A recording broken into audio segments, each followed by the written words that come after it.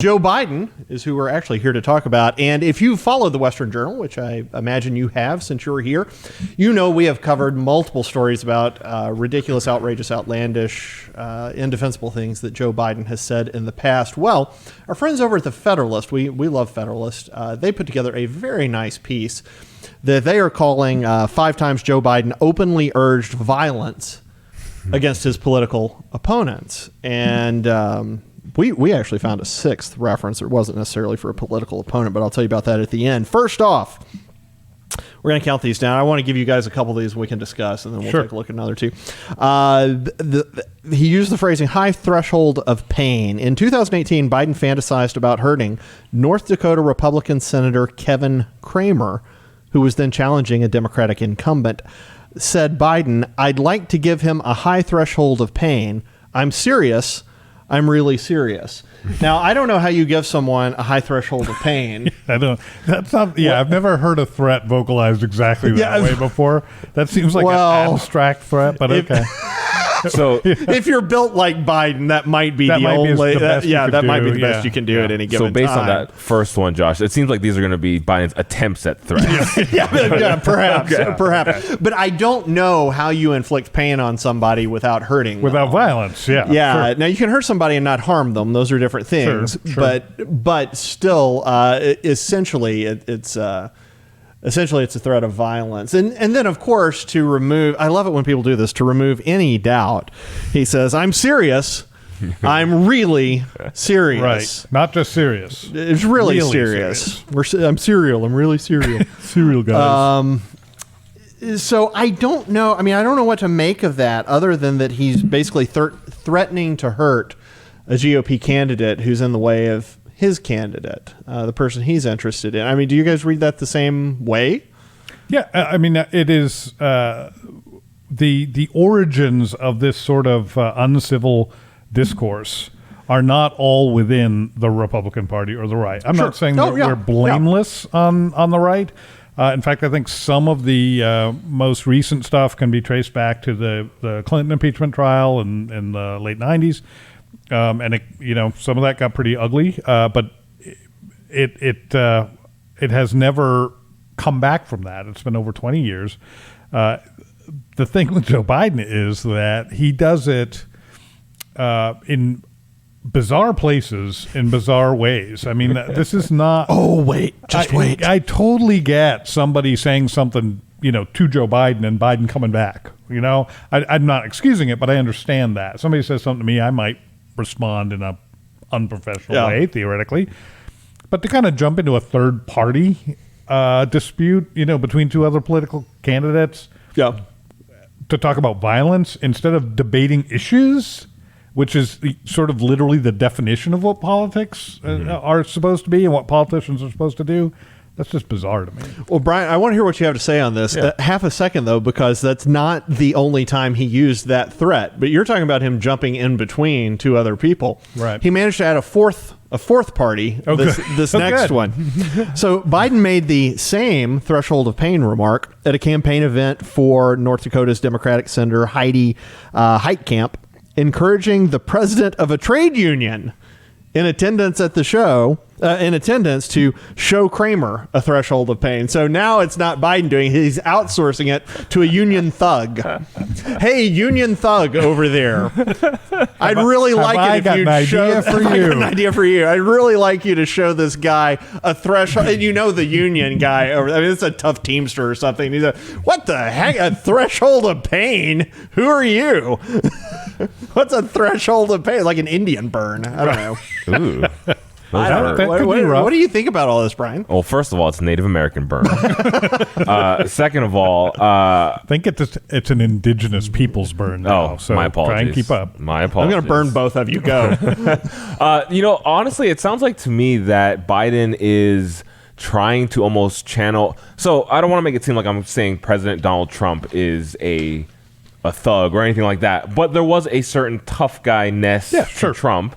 And it sounds to me like There's Biden, a rawness to him that was very appealing to some. And this sounds like your old daughter and grandfather's attempt to channel said toughness, tough guyness. It feels like Biden's trying to channel Trump, and he's just failing miserably. You whippersnappers! Yeah, I got a union guy over there. Yeah. He's, I'll show you how it's done. I got a union tough over there. He's going to engage you in fisticuffs. Yeah, exactly. Now you're doing Norm Macdonald. Ridiculous. An old chunk of coal. Ridiculous. All right. So number 3, the go outside with me comment. Campaigning for president in 2020. Yep. Biden told, now this is a bad decision. Biden told a Detroit factory worker, because those are the guys you want to threaten and tick off. Told a Detroit factory worker, you're full of, and challenged him to go outside with me. Now, I'm fairly sure that wasn't to play hopscotch. It might have been. I don't know. He could have also been trying to sell him shares in Burisma or something. Given Biden's mental acuity of late, it's possible that he did have hopscotch in mind. But it's very strange to just go outside. I mean, that's such a... It's not a weird...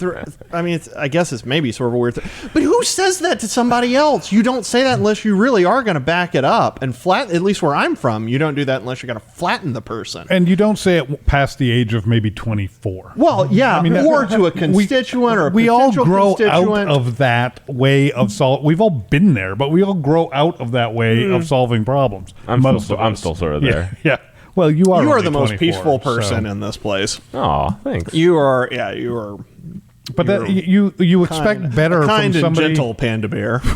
You expect something better from somebody who's been around on the planet for, more than 3 decades. Right. And he's been around for more than 7 decades. So that brings out the question. We can't belabor all of this, but that brings out the question, is this showmanship on his part? And if it's showmanship, does that make it a little more acceptable? I absolutely think it's showmanship. I would argue it does make it a little more acceptable. You're arguing it's rhetorical, basically. Yeah, it's showmanship. It's acceptable on principle, but as we'll discuss, throughout the show, that clearly showmanship is still a cancelable offense. So that's a good point. That's a good point. I would advise Joe Biden not to let his mouth write checks that his fists can't pay. And that's exactly what he did for number 4. This was the Behind the Gym episode in fall of 2016. I was waiting for this. Biden said he wanted to take Trump behind the gym. And there are only 2 things that happened behind the gym, and neither of them would have been good for anybody involved, certainly not for Joe Biden. Yeah. And they generally don't happen behind the gym in your 70s. That is not generally when that happens. Oh, wow. Oh, man. Yeah. Yeah, well, we could go into all the hair sniffing stuff from Biden, too. Maybe he likes behind the gym. I don't know. I don't see it. And then number 5, the beat the hell out of him incident. In 2018, Biden doubled down on his 2016 remark, saying he wanted to take his future Republican opponent and, quote, take his future Republican opponent behind the gym and, quote, beat the hell out of Trump. So, my argument is that this is rhetorical. It's stupid, but I think for the most part it's rhetorical. It's bluster. It's bombast. And I would say that pretty much I would say everything Trump has said along similar lines is exactly the same thing. Their turns of phrase, it's bombast, it's hyperbole. The Democrats really hung on to the word fight. If you're watching the impeachment proceedings, fight. And they are saying that it necessarily means some sort of a physical confrontation, and that is one definition of it. There are lots of other definitions. All you need is a fight. dictionary to realize that's right. There are lots of ways to do that. Right. My wife and I occasionally fight. I have never struck her or vice versa. Right. So I don't think she's ever. My wife and I rarely fight, and I would not strike her because she would flatten me. I feel like she might have kicked me once, but I could be. And I'm not small. I'm 6'1", couple hundred pounds. No, I know your Jamie wife. could take me down. No. She's an strong, played in the NCAA national championship game. Yeah, she's tough. I will refrain from commenting about my wife. The last. Probably well, I think she probably does beat you, and you probably deserve it. And that's why he's refraining from commenting. Exactly. Yeah, it'll only make it worse, Brian. It'll only make it worse.